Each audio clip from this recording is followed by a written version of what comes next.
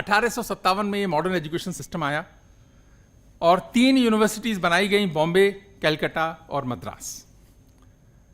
मैं इसीलिए इसको ले रहा हूं कि 1857 से कि मॉडर्न एजुकेशन सिस्टम जो हम बोलते हैं उसको, नया एजुकेशन सिस्टम, वो वहीं से आया। और 1877 में भारत में पहली पीएचडी अवार्ड हुई, कैलकाटा यूनिवर्सिटी ने करी, 1877। और 1857 से 1920 तक 39 पीएचडीज थे देश में।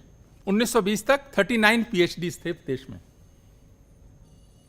इंजीनियरिंग की पहली पीएचडी भारत में 1923 में आई, पहली पीएचडी। और 1930 तक 2 पीएचडी थीं और 1940 तक 5 इंजीनियरिंग की पीएचडी थीं। हम कहां से शुरू हुए थे?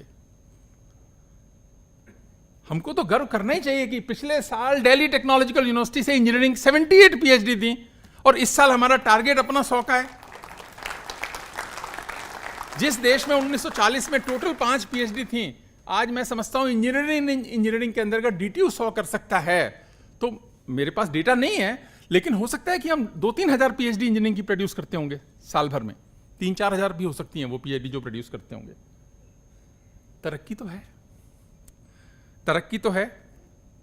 और 1,000 से ज्यादा आज यूनिवर्सिटीज हैं। 1857 में 3 थी, आज 1,000 से ज्यादा हैं। और भारत की सरकार ने नई शिक्षा नीति लाई है, राष्ट्रीय शिक्षा नीति। आज प्रधानमंत्री जी ने भी आज उसके बारे में बात करी। तो राष्ट्रीय शिक्षा नीति जो आई, उसके जो परिणाम अच्छे आने हैं वो तो अभी समय लगेगा थोड़ा, लेकिन शिक्षा में बहुत सारे काम की आवश्यकता है, हम सब समझते भी हैं।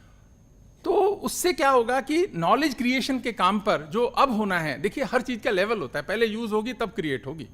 ऐसा किसी देश में हुआ नहीं कि सीधे क्रिएट हो जाए कोई चीज। पहले उसके प्रति अच्छा भाव आएगा, उसके बाद इस्तेमाल करेंगे और उसके बाद उसमें से कुछ नया निकलेगा।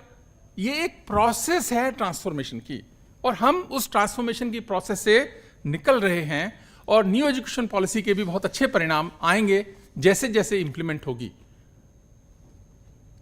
और अगले 25 वर्ष में बहुत सारा अच्छा इसमें से निकलेगा, ऐसा हम सब मानते हैं और सही भी मानते हैं।